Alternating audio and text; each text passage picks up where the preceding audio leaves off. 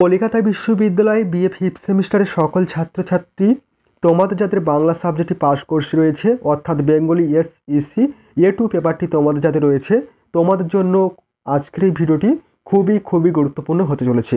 কারণ আজকের এই ভিডিওটিতে তোমাদের জন্য বাছাই করা মোস্ট ইম্পর্টেন্ট 3টি টিকা কোশ্চেনের অ্যান্সার নিয়ে আলোচনা করব। তাই বলবো সম্পূর্ণ ভিডিওটি তোমরা দেখবে এবং অবশ্যই এই ভিডিওটি বেশি করে তোমাদের বন্ধুদের কাছে শেয়ার করে দিও। পূর্বের ভিডিওগুলিতে আমি তোমাদের সম্পূর্ণ 10 নম্বরের সাজেশান এবং তোমাদের PYQ SQ কোশ্চেন এবং তোমাদের 5 নম্বরের সমস্ত কোশ্চেনের অ্যান্সার এই চ্যানেলে আপলোড দিয়ে দিয়েছি। তোমরা যারা এখনও পর্যন্ত সেই ভিডিওগুলি দেখোনি, অবশ্যই তোমরা চ্যানেলের প্লেলিস্ট চেক করো, সেখান থেকে খুব সহজে তোমরা ভিডিওগুলি দেখে নিতে পারো। কোশ্চেনের অ্যান্সারে যাওয়ার আগে তোমাদের যে বিষয়ে বলার ছিল, তোমাদের এই সাবজেক্টের উপর থেকে সম্পূর্ণ study material PDF notes ready রয়েছে। তোমরা যারা চাইছো স্টাডি ম্যাটেরিয়াল অর্থাৎ PDF নোটস পারচেস করতে, অবশ্যই স্ক্রিনে দেওয়া হোয়াটসঅ্যাপ নম্বরে তোমরা SMS-এর মাধ্যমে যোগাযোগ করে তোমরা সম্পূর্ণ স্টাডি ম্যাটেরিয়াল PDF নোটসটি পারচেস করতে পারো। এরপর দেখে নাও তোমাদের কোশ্চেনের অ্যান্সারগুলি দেখে নাও। কোশ্চেনটি ছিল, দেখো কোশ্চেনটি ছিল টিকা লেখো আবৃত্তিতে আবহ সঙ্গীত ও আলোর ব্যবহার। মোস্ট ইম্পর্টেন্ট একটি 5 নম্বরের কোশ্চেন। তোমাদের কিন্তু এই টিকা কোশ্চেনটি ভেরি ইম্পর্টেন্ট তোমাদের এবছরের জন্য। দেখো উত্তরটি, দেখো উত্তরে বলা হয়েছে আবৃত্তি শুধুমাত্র কণ্ঠস্বরের খেলা নয়, এটি একটি সম্পূর্ণ অনুভূতির অভিজ্ঞতা। কবিতার মূল চেতনাকে শ্রোতার কাছে পৌঁছে দিতে আবৃত্তিকারের সঙ্গে আবহ সঙ্গীত ও আলো একটি গুরুত্বপূর্ণ ভূমিকা পালন করে। নেক্সট পয়েন্ট লিখবে আবহ সঙ্গীতের ব্যবহার। আবহ সঙ্গীত কবিতার মেজাজ, গতি ও ভাবকে আরও স্পষ্ট করে তোলে। এটি শ্রোতাদের মনকে কবিতার মধ্যে নিমজ্জিত করতে সাহায্য করে। আবহ সঙ্গীতের সাহায্যে কবিতার বিভিন্ন দৃশ্যকে চিত্রিত করা যায়, যেমন প্রকৃতির দৃশ্য, শহরের কোলাহল, যুদ্ধের ভয়াবহতা ইত্যাদি। 1 নম্বর লিখবে পয়েন্ট করে কবিতার মনোভাবকে প্রতিফলিত করা। বিষণ্ণ কবিতার জন্য মৃদু শান্ত সুর আর উচ্ছ্বাসী কবিতার জন্য তালবদ্ধ উৎসাহী সুর ব্যবহার করা হয়। 2. শ্রোতাকে কবিতার মধ্যে নিমজ্জিত করা। উপযুক্ত আবহ সঙ্গীত কবিতার মনোদৃশ্যকে জীবন্ত করে তুলে শ্রোতাকে কবিতার মধ্যে নিমজ্জিত করতে সাহায্য করে। 3. কবিতার গতি ও তালকে বজায় রাখা। আবহ সঙ্গীত কবিতার গতি ও তালকে বজায় রাখতে সাহায্য করে। 4. কবিতার বিভিন্ন অংশকে আলাদা করা। কবিতার বিভিন্ন অংশকে আলাদা করতে এবং তাদের মধ্যে সংযোগ স্থাপন করতে আবহ সঙ্গীত ব্যবহার করা হয়। নেক্সট পয়েন্ট করে লিখবে আলোর ব্যবহার। আলোর সাহায্যে মঞ্চকে একটি নির্দিষ্ট পরিবেশ তৈরি করা যায়, যা কবিতার ভাবকে আরও স্পষ্ট করে তোলে।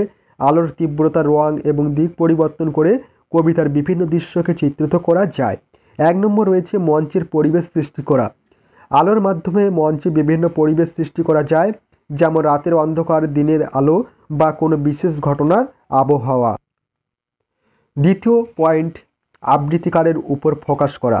আলোর সাহায্যে আবৃত্তিকারের উপর ফোকাস করা যায় এবং তার মুখের ভাব ও হাবভাবকে আরও স্পষ্ট করে তোলা যায়। 3. কবিতার মূল চেতনাকে প্রকাশ করা। আলোর রং ও তীব্রতা কবিতার মূল চেতনাকে প্রকাশ করতে সাহায্য করে। নেক্সট পয়েন্ট লিখবে উদাহরণ।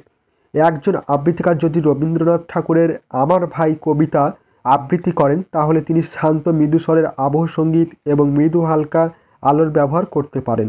শেষে লিখবে সারসংক্ষেপ। আবহ সঙ্গীত ও আলো আবৃত্তিকে আরও প্রাণবন্ত ও আকর্ষণীয় করে তোলে। এরা দুজনে মিলে কবিতার মূল চেতনাকে শ্রোতার কাছে আরও স্পষ্টভাবে পৌঁছে দিতে সাহায্য করে। এই ছিল তোমাদের প্রথম কোশ্চেন, আবৃত্তিতে আবহ সঙ্গীত ও আলোর ব্যবহার। মোস্ট ইম্পর্টেন্ট একটি কোশ্চেন। এরপর দেখে নাও নেক্সট কোশ্চেন রাখা হয়েছে, তোমরা দেখে নাও। নেক্সট গুরুত্বপূর্ণ কোশ্চেন ছিল, দেখো টিকা লেখো চিত্রনাট্য।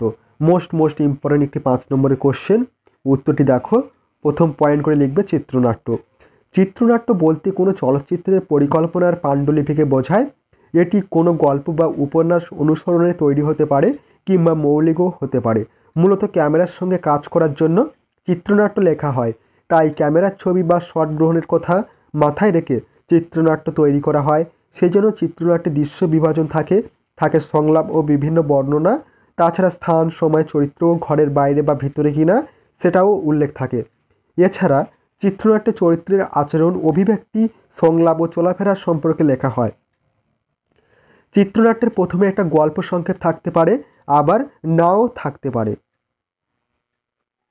তবে বেশিরভাগ সময় পরিচালকরা গল্প সংক্ষেপ চান। চিত্রনাট্য সাধারণত চলচ্চিত্র, ভিডিও গেম বা টেলিভিশন অনুষ্ঠানের জন্য লেখা হয়। বর্তমান যুগে চলচ্চিত্র, দূরদর্শন, ইউটিউব সহ ইন্টারনেটের দুনিয়ায় ছোট বড় বিভিন্ন চলচ্চিত্র নির্মাণের প্রবণতা বাড়ছে বিজ্ঞাপন প্রস্তুত করার প্রবণতা। এই সব কাজের জন্য প্রথমে প্রয়োজন হয় চিত্রনাট্যের। সংক্ষেপে চিত্রনাট্য হলো দৃশ্যশ্রাব্য মাধ্যমে কোনো বিষয় উপস্থাপিত করার প্রাথমিক খসড়া। এই চিত্রনাট্য রচনার কৌশল জানা থাকলে এবং দক্ষতা অর্জন করতে পারলে তা জীবিকা ও সৃজন কর্মের সহায়ক হয়ে উঠতে পারে। চিত্রনাট্যের সবচাইতে গুরুত্বপূর্ণ অংশ হলো কাহিনী, যা দর্শককে আকৃষ্ট ও মুগ্ধ করবে। তাই ভালো গল্প নির্বাচনের ওপর চিত্রনাট্যের সাফল্য অনেকাংশে নির্ভর করে। চিত্রনাট্যকে হতে হবে সংক্ষিপ্ত। একটি পূর্ণদৈর্ঘ্যের চলচ্চিত্রের চিত্রনাট্য সাধারণত 120 পাতার বেশি হয় না। কতগুলি শট দিয়ে দৃশ্যাংশ এবং কতগুলি দৃশ্যাংশ নিয়ে দৃশ্য গঠিত হয়। চিত্রনাট্যে তাই ভাষার কারুকার্য বা বর্ণনাময়তা থাকলে চলবে না। প্রত্যেকটি মাধ্যমের কিছু সীমাবদ্ধতা আছে, চলচ্চিত্রেরও সেই সীমাবদ্ধতা আছে। একজন চিত্রনাট্যকারের ক্যামেরা বা এডিটিংয়ের সীমাবদ্ধতা সম্পর্কে ধারণা থাকা প্রয়োজন, কারণ লেখা যতটা সহজ, তাকে দৃশ্যায়িত করা ততটা সহজ নয়। চিত্রনাট্যের সংলাপ হবে সংক্ষিপ্ত, যথাযথ নাটকের সংলাপের মাধ্যমে অধিকাংশ বিষয়ে বোঝানো হয়ে থাকে, কিন্তু দৃশ্য মাধ্যমে মানুষের অভিব্যক্তি, আচার আচরণ এবং চারপাশের সব কিছু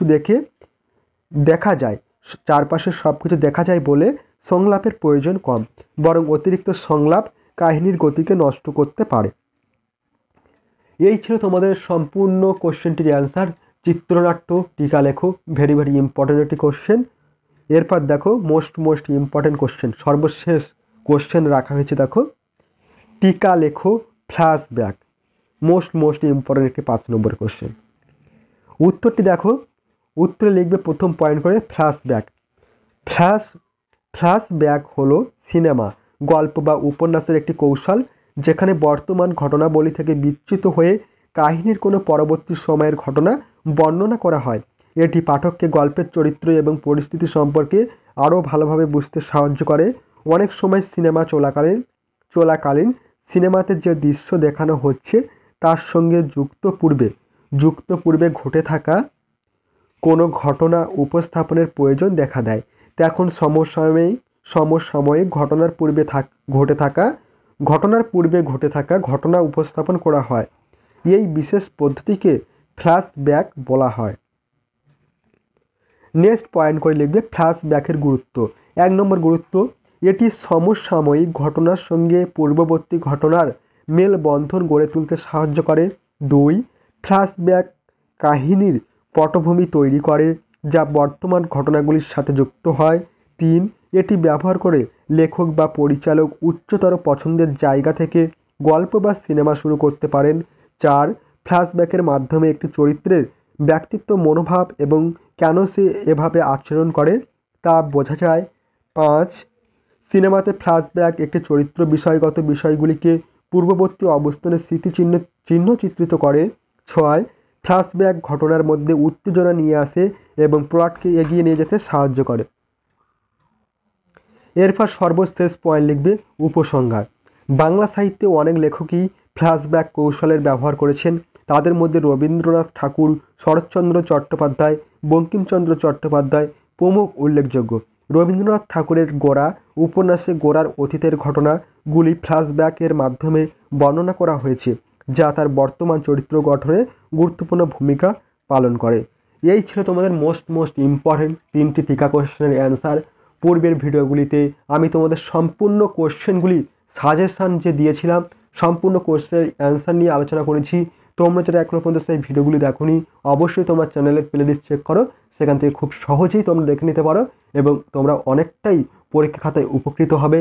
আর এই কোশ্চেন পত্রগুলি তোমরা ফলো করে গেলে অবশ্যই তোমরা পরীক্ষার খাতায় ভালো নম্বর স্কোর করতে পারবে, ভালো নম্বর পেয়ে তোমরা পাস করতে পারবে। ভিডিওটি আজ এই পর্যন্ত। তোমাদের সকলের পরীক্ষা ভালো হোক সেই কামনা করি।